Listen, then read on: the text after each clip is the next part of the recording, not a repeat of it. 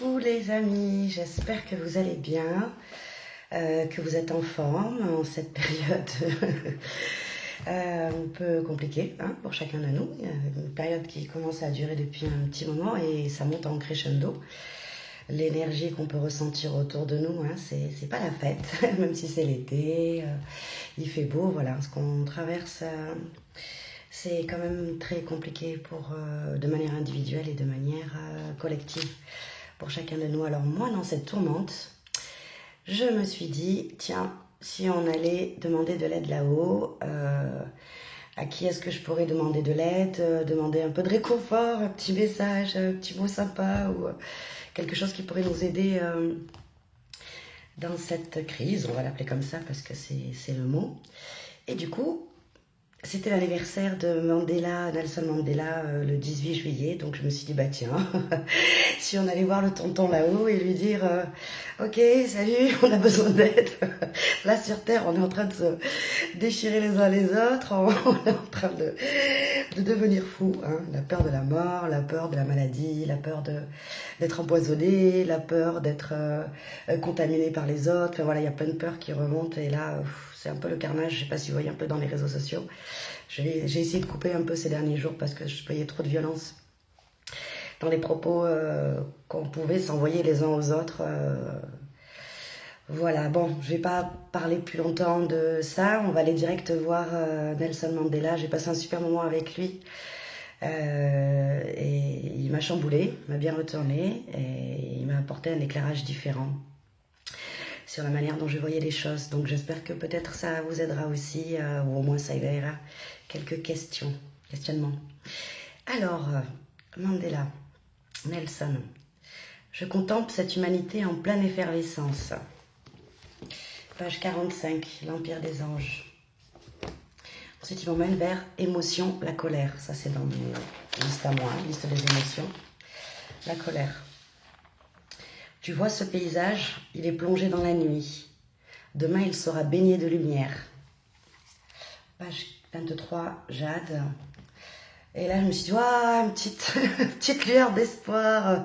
Il est en train de nous dire qu'on est plongé dans la nuit, mais que voilà, demain sera baigné de lumière. Donc voilà, une petite touche d'espoir quand même, et de foi. Ça fait du bien entendre. Alors, ensuite, il nous dit, Manu n'avait pas une grande confiance. Page 41, le trou. Oui, Manu, de qui tu parles? Bon, je pensais avoir compris tout de suite, mais oui, en fait, j'avais bien compris tout de suite. Il nous parlait de... Je vais vous expliquer pourquoi, je continue, pardon. Alors, Manu n'avait pas une grande confiance. Page 41.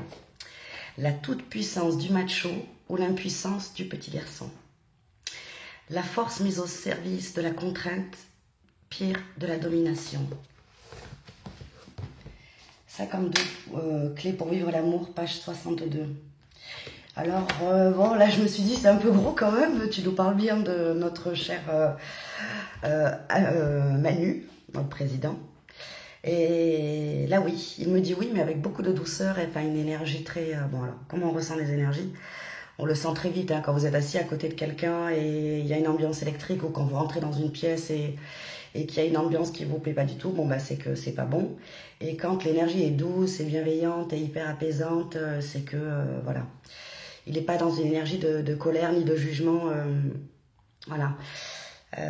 Donc voilà, il nous parle de notre président qui en fait n'a pas grande confiance en lui et qui du coup, dans cette impuissance de petit garçon, utilise la force et la domination. Voilà. Alors je lui ai demandé s'il parlait exclusivement de ce qu'on traverse là maintenant et il m'a répondu que non. Voilà, donc il fait référence à plein d'autres événements qu'on a pu vivre au niveau collectif, où il y a eu l'usage de la force pour faire passer des lois, l'usage de la force dans les manifestations, enfin voilà, l'usage de la force, quoi.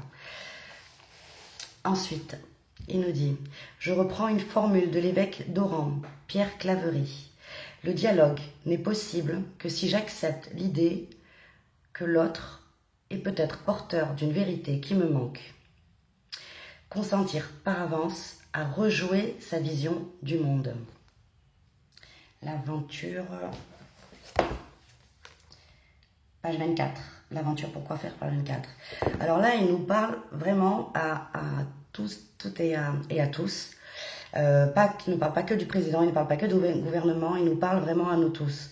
Où on ne communique pas en fait, on n'est pas dans le dialogue, on est dans avoir absolument envie d'avoir raison et rester sur son positionnement. Et on le voit très bien d'ailleurs dans les réseaux sociaux, hein. On a beau essayer chacun d'apporter ses arguments, enfin d'imposer ses arguments, je l'ai fait aussi, hein, je vous le dis tout de suite.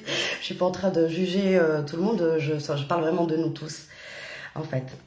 Là, il nous parle de, voilà, pour qu'on puisse dialoguer, en fait, il faut déjà avoir envie d'entendre ce que l'autre a à dire et de pouvoir se dire qu'il a peut-être quelque chose à apporter à notre réflexion, quel que soit le camp, quelle que soit la situation, quelles que soient les croyances. Donc voilà, consentir par avance à rejouer sa vision du monde. Donc arrêter, en fait, on est super bornés, voilà. On est tous, toutes et tous super bornés, on reste bien cramponnés à nos convictions. Et ben c'est pas ça le dialogue. Donc du coup, ben, sans dialogue, et c'est autant valable de nos représentants envers nous et que de nous envers nous-mêmes, le peuple envers nous-mêmes. Voilà, je pris une claque hein, quand il a dit ça, je vous le dis tout de suite. Alors, ensuite, ton cœur est menacé de sécheresse, plus rien n'y pousse, ni le succès, ni les projets, ni la tendresse. Page 42, Jade. Et là, en fait, il nous parle de notre cœur qui se ferme, où on devient froid, on devient agressif, et que on n'est plus du tout dans l'amour ni dans la tendresse, et que du coup, ben, on peut pas réussir en fait. On peut pas réussir à arriver ni au succès, ni à réaliser des projets avec une attitude de cœur fermé, et quand on est dans le non-dialogue. Voilà. Là, pareil, encore une fois, c'est valable pour nous, mais aussi dans la relation qu'on peut avoir avec les autorités qui nous dirigent. Voilà. Ensuite, surprise, excusez-moi, pénalisation de l'audace d'un médecin qui tente, pénalisation d'un médecin, pénalisation de l'audace du médecin qui tente un traitement nouveau, incertain, pour sauver un patient. Alors là, je dis, mais de qui tu parles? De quoi tu parles? Quel est ce médecin qu'on pénalise et qui a de l'audace et qui tente un traitement nouveau? J'examine plus attentivement Raoul. Je vous jure que je ne triche pas, les amis. Je suis pas en train de faire hein, parce que tout le monde, vous allez voir par la suite. Hein, allez jusqu'au bout parce que sinon vous allez dire Nadia, elle a dit que Mandela, il a dit qu'il était pro Raoul. C'est pas ce que je suis en train de dire. Écoutez la suite, c'est important. J'examine plus attentivement Raoul. Il a conservé son allure de Sherlock Holmes. Près de lui, je fais figure de fidèle docteur Watson.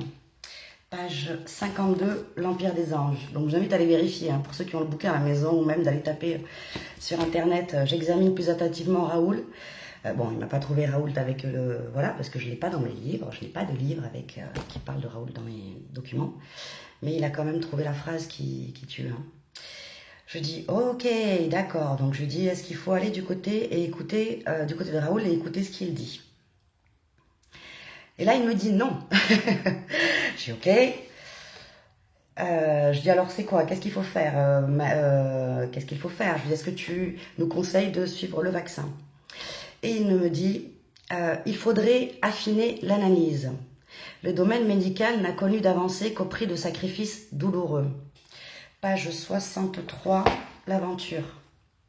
La phrase, elle est quand même super claire, quoi. Le domaine médical... Alors, il faudrait affiner l'analyse par rapport au vaccin. Le domaine médical n'a connu d'avancée qu'au prix de sacrifices douloureux. Donc là, en fait, il est en train de nous dire que... c'est pas fini, pardon. Je vais aller jusqu'au bout et puis après, on développera. Il finit avec tentative de compromis entre les deux extrémistes des deux bords, aveuglés par la passion. La claque. La prochaine fois, de James Baldwin, le feu, couverture. Voilà. Donc en fait, ce que nous dit Mandela, c'est qu'en fait, là on est parti dans un truc complètement dualiste et extrémiste. On est dans pro ou contre. D'accord? On n'est pas du tout ensemble. On n'est pas dans des dirigeants. On va parler du monde médical hein, pour être très large. C'est soit tu es pro Raoul contre le vaccin ou contre machin, ou soit tu es contre les labos pharmaceutiques, les conseils scientifiques. Voilà, donc on est un peu dans deux camps en fait qui s'opposent et qui se tapent dessus. Alors que ce qu'il est en train de nous dire, c'est faire un compromis entre les deux extrémistes de bord, aveuglés par la passion. Donc en fait, là, on est en période de crise, donc on a peur, on va vite, on est dans une espèce de guerre, de colère, on n'est plus du tout dans quelque chose de serein où ça rejoint la question du dialogue dont il parlait tout à l'heure en fait. Et il parlait en fait du coup de tout ce monde médical et de nous-mêmes aussi, d'être ensemble, de réfléchir ensemble et de partager et de travailler ensemble en fait. Donc autant le monde médical que nous. Voilà, et ensuite il nous dit que ben voilà, le monde médical de toute façon il y a toujours eu des sacrifices douloureux dans tout ce qui est découverte, donc que ce soit les protocoles de Raoult, que ce soit le vaccin, il y a toujours eu des sacrifices douloureux. Voilà, donc voilà, ce qu'il nous invite à faire en fait c'est le dialogue, on est d'accord, de travailler tous ensemble pour essayer de trouver une issue pour le collectif. Au lieu de se taper dessus et de se dire, moi j'ai raison, toi t'as tort, j'ai la vérité absolue, toi t'as tort. Je parle des deux camps, attention, hein, voilà. Ensemble, en fait. Et ça m'a pas étonné de lui, en fait. ça m'a pas étonné du tout de lui, parce que c'est quand même Nelson Mandela et c'est un grand activiste pour la paix, mais qui n'est pas non plus qui est quand même dans quelque chose de très engagé, d'accord, Mandela, mais qui est toujours quand même pour la paix. Et pour finir la discussion, il m'a dit de transmettre, l'amour résiste aux épreuves et aux souffrances. Page 166, le livre des symboles. Donc voilà, il nous demande de rester dans l'amour, dans le dialogue, dans le partage, de ne pas laisser notre cœur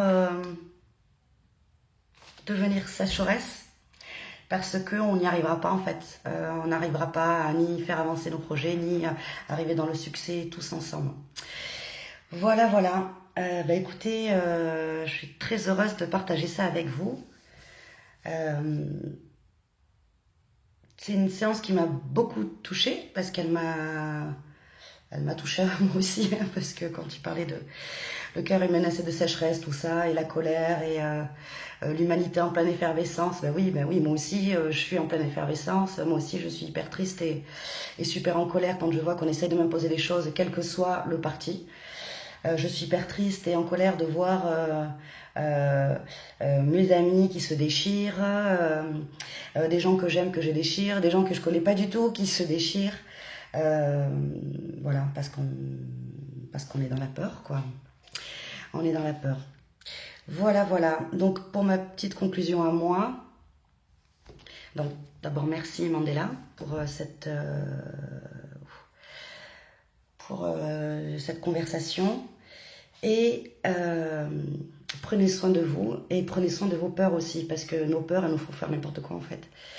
Elles nous font faire n'importe quoi. Donc voilà, restons unis, restons dans le dialogue et puis passez un bel été et on va y arriver. Voilà, j'espère qu'on va y arriver, mais oui.